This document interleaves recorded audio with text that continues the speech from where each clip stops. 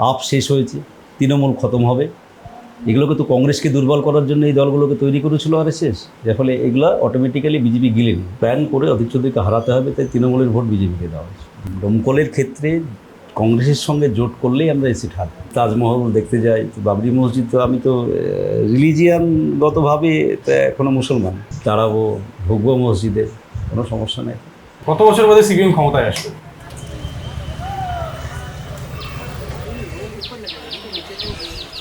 আমার ডান দিকে ভারতের মুর্শিদাবাদ এবং বাঁদিকে বাংলাদেশের রাজশাহী। এই আন্তর্জাতিক সীমান্তের একদম গা ঘেঁষে মুর্শিদাবাদে রয়েছে ডোমকল মহকুমা। যেই ডোমকল মহকুমায় ডোমকল বিধানসভায় নতুন করে সূর্যোদয় দেখেছে বামেরা। এবার কিছুটা ব্যতিক্রম হয়েছে, কংগ্রেসের অনেক শুভবুদ্ধি সম্পন্ন মানুষ যারা, তারা আমাকে ভোট দিয়েছে। জোট হয়নি কিন্তু দিয়েছে, যেহেতু কংগ্রেসের প্রার্থীও বহিরাগত ছিল, যার ফলে এইটা একটা এবারে হয়েছে। 21-এ তাহলে কি কংগ্রেসের সঙ্গে জোট হয়েছিল এই আসনে? সেটাই কি হারের কারণ? তিনটে কারণের মধ্যে অন্যতম কারণ। ডোমকলের ক্ষেত্রে আমি অন্য জেলার বলতে পারবো না, কিন্তু ডোমকলে এটা ব্যতিক্রম সিট। আনিসুর রহমানও 16 সালে হেরে যেত যদি না আলাদা লড়ত। এখানে একটা সময়ে মসজিদ আলাদা থাকে, ঈদগাহ যেটা নামাজ পড়ে ঈদের, সেই ঈদগাহ কংগ্রেসের সঙ্গে আলাদা আলাদা ভাগ আছে। সমাজ এইরকম ধরনের আছে যে মরা পর্যন্ত মাটি দিতে যায় না। সিপিএমের কেউ মরেছে, হয়তো কংগ্রেসের লোক কেউ মাটি দিতে যায়। মানে সেই 72 সাল থেকে ক্ষতটা এখনো এখানে মনে করে কংগ্রেসের লোকেরা মনে করে এখনো সিপিএমই শত্রু। আপনারাও কি তাই মনে করেন? আমাদের মনে করাটা তো শুধু আমাদের উপর নির্ভর করে না, আমাদের পার্টির পলিসি, আমাদের পার্টি যা সিদ্ধান্ত নেবে তার উপর দাঁড়িয়ে আমরা কর্মীদেরকে সেইভাবে ট্রেন করি। তো কংগ্রেস তো সেটা করে না, সারা বছর তো রাজনীতি নাই ওদের। নির্বাচনে যখন আসে তখন এই জিনিসটা তো ওদের মাথা থেকে সরাতে পারে না যে জোটের গুরুত্ব কোথায়। আপনাদের পার্টির পলিসি কি কংগ্রেসের ক্ষেত্রে? না না, আমরা তো পরিষ্কার, এটা তো কোনো গোপনীয়তা না। আমি বললে তারপরে না, আমাদের পুরো ডকুমেন্টস, পার্টি কংগ্রেসের ডকুমেন্টসই তো আমরা অ্যাডপ্ট করেছি যে রাজ্যের ক্ষেত্রে আমাদের পশ্চিমবঙ্গ বা গোটা ভারতবর্ষের ক্ষেত্রে বিজেপি ফার্স্ট এনিং, পশ্চিমবাংলার ক্ষেত্রে আমাদের বিজেপি এবং তৃণমূল হচ্ছে যে এনিং। তাহলে এখানে লড়াই করতে গেলে এখানে বাম, ধর্মনিরপেক্ষ, গণতান্ত্রিক শক্তিগুলোকে এক জায়গায় করতে হবে। এটা আমাদের পার্টির কংগ্রেসের সিদ্ধান্ত, পরিষ্কার। আমরা তো তাই চেয়েছিলাম। কংগ্রেস মনে করলো ওরা একাই লড়লে হয়তো এখানে ভালো ফল করবে, তাই একা লড়া।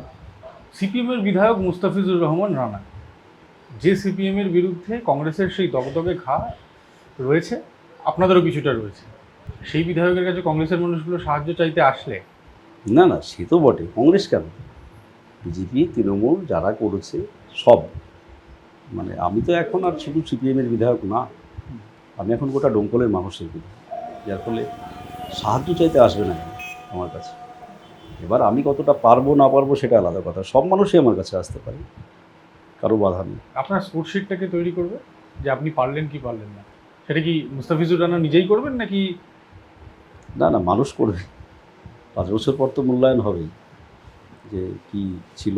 তারপরে আর একটা কথা হচ্ছে, যেখানে বলছি তো আনিসুর রহমান এখানে মন্ত্রী ছিলেন, বিধায়ক ছিলেন, তাহলে সবসময় কম্পারিজনটা তো তার সাথেই হবে, করবে মানুষ। এর ফলে সেটা একটা চাপ আমার ক্ষেত্রে, চ্যালেঞ্জ।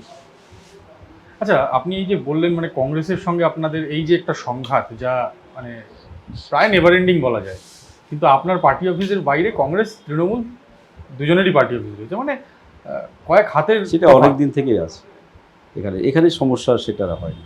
ডোমকলের ক্ষেত্রে সমস্যা হয় না, ওরা ওদের পার্টি অফিসে কাজ করে, আমরা আমাদের পার্টি অফিসে কাজ করি, আমাদের কর্মীরা আমাদের পার্টি অফিসের সামনে আসে, ওদের পার্টি অফিসে, আর পাশেই থানা, যার ফলে কোনো একটা সমস্যা হলেও তাড়াতাড়ি পুলিশ চলে আসে। আসলে এইখানে কোনো সমস্যা নেই। পুলিশের ভয় সমস্যা হয় না? হ্যাঁ, সেটা একটা তো ব্যাপার, কাছে থানা থাকাটা। আর পার্টি অফিসটা গড়ে ওঠারও মানে আমার ধারণা, মানে আমার একটা ব্যক্তিগত ধারণা, একটা সময় সিপিএমও মানে কংগ্রেসও ক্ষমতায় থাকার সময় হয়তো দেখা যাচ্ছে থানার পাশে পার্টি অফিস, মানে সমস্যাগুলো আসলে তাড়াতাড়ি পুলিশের কাছে যাওয়া যাবে, এটা একটা ধারণা ছিল। তো আর সিপিএমও হচ্ছে যে একটা সময় পার্টি অফিসগুলো থানার কাছে করেছে, মানে পুলিশের সাথে যোগাযোগটা যাতে কাছাকাছি হয়, মানুষের সমস্যা। দমকলে তো বেশিরভাগ সমস্যা হচ্ছে যে পুলিশ কেন্দ্রিক, এবারে এটা একটা কারণ হতে পারে। রাজনীতি সম্পর্কে যারা খোঁজ রাখেন তারা কেউ কেউ বলেন ডোমকলের মাটির শুকলে এখনো বারুদের গন্ধ পাওয়া যায়। ঠিকই, কিন্তু একটা সময় ছিল আসলে ডোমকল, আপনি যদি দেখেন গোটা মুর্শিদাবাদ জেলার মধ্যে সবচেয়ে পিছিয়ে পড়া ব্লক ছিল একটা সময়। আমরা যখন 77 সালে সরকারে আসি তখন এই ডোমকলের হাল খুবই বেহাল ছিল। এবারে সেখান থেকে বামফ্রন্ট সরকার আস্তে আস্তে যে শিক্ষা দীক্ষার হার বাড়ছে, তো এর ফলে এই যে বারুদের গন্ধ এটা সেটা তো একটা সময়, শিক্ষা তো একটা বড় ফ্যাক্টর সমাজে। যেগুলো এখন যে সমস্ত গ্রামগুলো নিয়ে এই ধরনের সমস্যা ছিল, সেই গ্রামগুলো থেকে অনেক ভালো ভালো ছেলে, ট্যালেন্টেড ছেলে তারা হচ্ছে যে উঠে আসছে, দেখতে পাচ্ছি। তারা স্কুলে যাচ্ছে, কলেজে পড়াশোনা করছে, বাইরে যাচ্ছে। একটা সময় এই বাইরে যাওয়া তো ছিল না, যার ফলে সবটা মিলিয়ে এখন আর সেই পরিবেশ নেই। আজকে ডোমকলে আপনি কি নেবেন? আপনি দুটো, একটা জেনারেল কলেজ, একটা গার্লস কলেজ, আপনি হোমিওপ্যাথি কলেজ আছে, ল কলেজ আছে, এখানে বিএড, ডিএড, নার্সিং কলেজ থেকে শুরু করে মানে সমস্ত রকমের এডুকেশনের যা সবটা আমাদের বামফ্রন্ট সরকারের সময় হয়েছে। সাবডিভিশন হয়েছে, মিউনিসিপ্যালিটি হয়েছে, যার ফলে মানুষ আর পিছনের দিকে যেতে চাইছে না, এগোতে হবে। তবুও 15 বছর কিন্তু ডোমকলকে তৃণমূল পিছিয়ে দিয়েছে। সার্বিক উন্নয়নের ক্ষেত্রে ডোমকলে কিছু তৃণমূল কংগ্রেসের এই রিজমে হয়নি। এটাও একটা এই ভোটে ইস্যু ছিল যে ডোমকলের উন্নয়ন করতে গেলে বামপন্থীদেরকেই ভোটটা দিতে হবে। তৃণমূলের বহিরাগত প্রার্থী তো একটা ফ্যাক্টর হয়েছে ডোমকলে। তৃণমূলের অনেক নেতা হতো যে এবারে তৃণমূলের প্রার্থীর সাথে ঘুরেছে, কিন্তু দেখা যাচ্ছে দিনের শেষে ভোটটা তার স্ত্রীর ভোটটা বলেছে যে রানাভাইকে দাও না। এই উদাহরণ এবার ডোমকল বিধানসভাতে অনেক আছে। সারাদিন তৃণমূলের ফ্ল্যাগ লাগিয়ে বেড়াচ্ছে, প্রার্থীর সাথে মিছিল করে আসছে, ঘুরে গিয়ে দেখা যাচ্ছে শেষে বলছে হয়তো তার ভোটটা দিতে পারবে না, কিন্তু তার স্ত্রীকে বলছে তোমার ভোটটা দাও রানাভাই। বহু উদাহরণ আছে, ডাইরেক্ট ফোনে যোগাযোগ করে বলেছে। জীবনে কোনো দিন সিপিএমকে ভোট দেয়নি, তাই 70 বছর বয়স। মানে বরাবর সিপিএম বন্ড বিরোধী। বাড়িতে ডেকে ওর ফ্যামিলি সহ বসে বললো, দেখেন ভাই, তৃণমূল করি আমি, মেম্বার। ওর আব্বার সামনে বসিয়ে বললো যে ডোমকলে আমরা গত 5-7 বছর ধরে নেতা পাইনি, আনিসুর রহমানের পর। আমরা মনে করছি যে আপনাকে অন্তত ডোমকলের নেতা হিসাবে আমরা তৃণমূল করছি, হয়তো ভবিষ্যতে সিপিএমও করতে পারবো না, কিন্তু একটা নেতা পেয়েছি এবার আপনাকে, তাই আপনার হয়ে ভোট করব।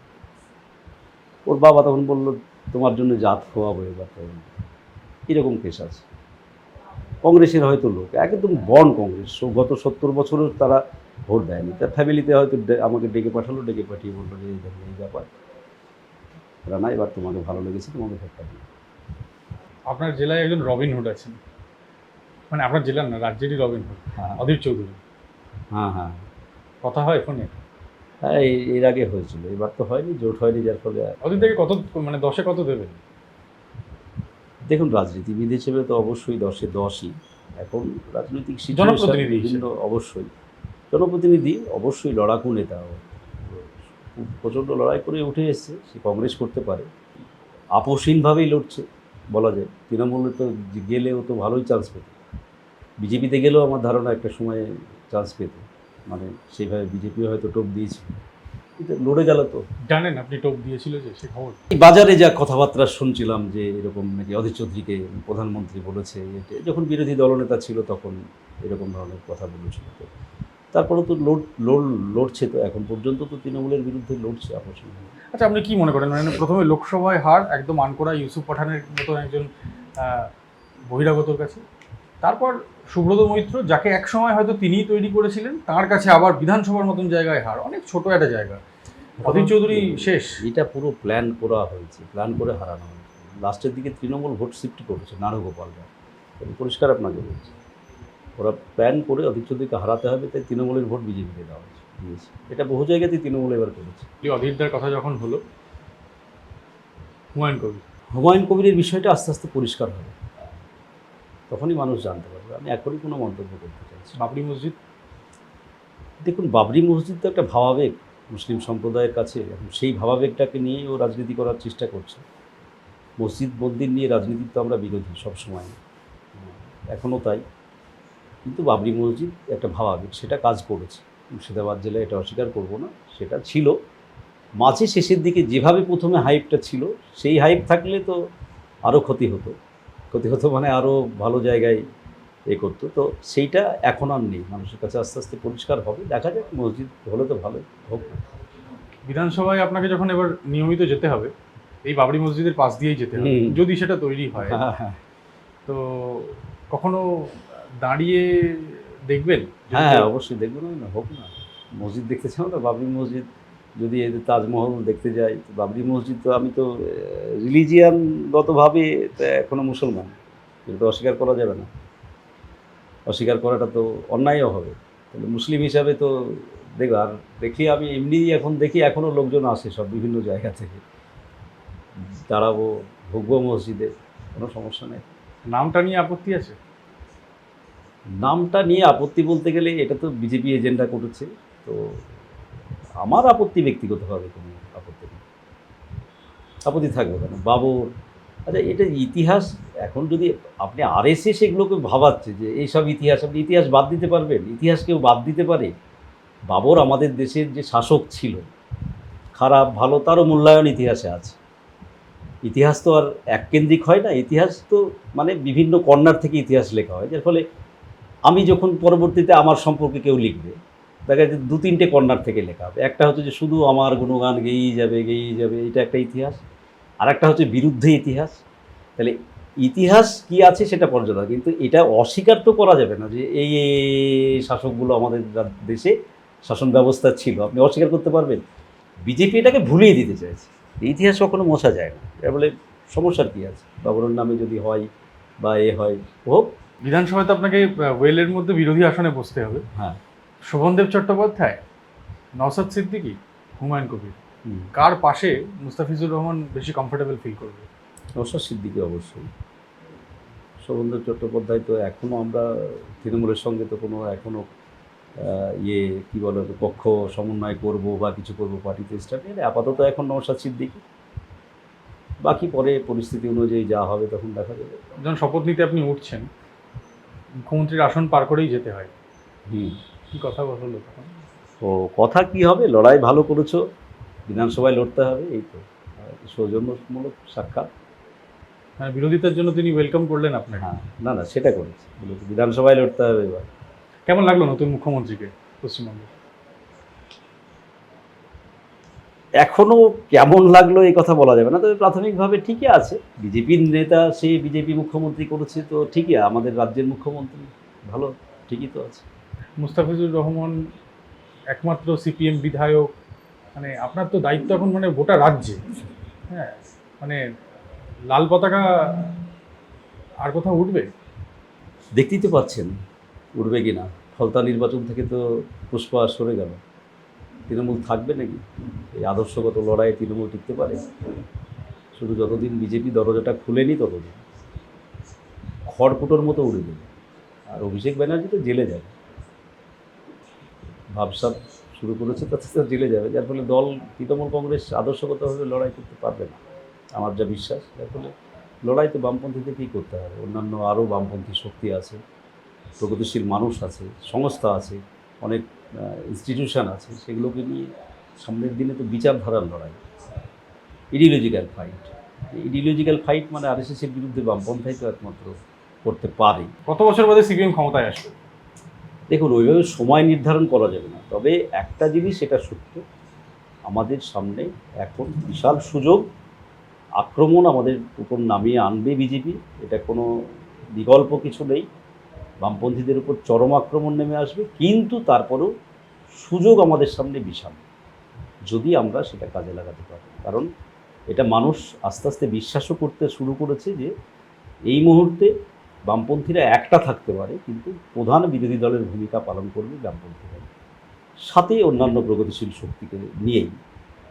তো এটার কোনো মানে আমি অন্তত আমার রাজনৈতিক ছাত্র হিসেবে যেটুকু দূরদর্শিতা আমার আছে সেটুকু আমি বুঝতে পারছি, এবং এই ঐতিহাসিক দায়িত্ব বামপন্থীদের পালন করতে হবে পশ্চিমবাংলায়, যেটা বিগত দিনে ৭৭ সালের আগে আমাদের পার্টি সেটা করেছে, যেটা কংগ্রেসের তখন যে স্বৈরাচারী মানসিকতা তৈরি হয়েছিল, তার বিরুদ্ধে যে জরুরি অবস্থা থেকে শুরু করে তার বিরুদ্ধে যে লড়াই করে পার্টি তারপরে এসেছিল, সেই লড়াই এখন তো বিজেপির হানিমুন পিরিয়ড, যার ফলে অনেক কিছু মনে হচ্ছে যে একটা সফট করছে, কিন্তু একটা বিষয় মাথায় রাখতে হবে যে পশ্চিমবাংলা বিজেপির দখল করা এটা বহুদিনের স্বপ্ন, যেহেতু ডক্টর শ্যামাপ্রসাদ মুখার্জির এটা জায়গা, বহুদিন পর এই স্বপ্ন তারা সফল করেছে, এবং নর্থ ইস্ট যে জোন ভারতবর্ষে, সেই জোনের এইটা একটা রাসায়নিক পরীক্ষাগার বিজেপির হয়।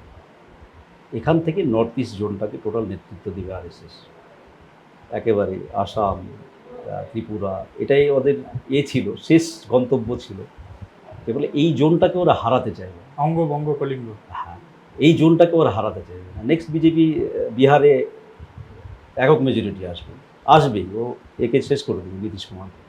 বিজেপির যা পলিটিক্স, আপ শেষ হয়েছে, তৃণমূল খতম হবে, এগুলোকে তো কংগ্রেসকে দুর্বল করার জন্য এই দলগুলোকে তৈরি করেছিল আরএসএস।